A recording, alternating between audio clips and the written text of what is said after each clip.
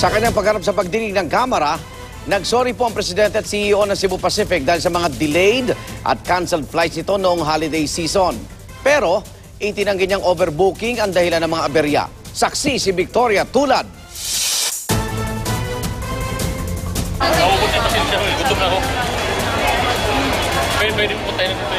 Sa ganitong pagkayamot ng maraming pasahero ng Cebu Pacific nitong Disyembre dahil sa mga delayed o kanseladong flights, wala nang naisagot ang President at Chief Executive Officer ng airline maliban sa I am humbled by the trust that so many Filipinos and foreign tourists place on Cebu Pacific to take them safely home to their destinations.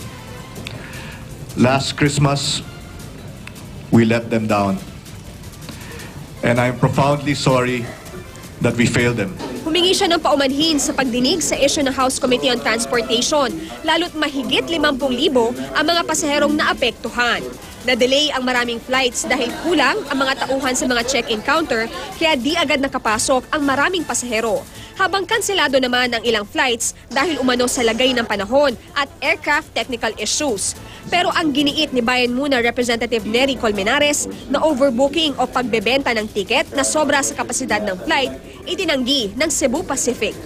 We conservatively overbooked up to 1 to 2% on the flights based on a historical record that on holidays about 4% of passengers do not take the flights. Humarap din ang mga tauhan ng Civil Aviation Authority of the Philippines, Civil Aeronautics Board at Manila International Airport Authority. Nanindigan silang maayos ang kanilang pamamalakad sa pag-alis at paglapag ng mga eroplano.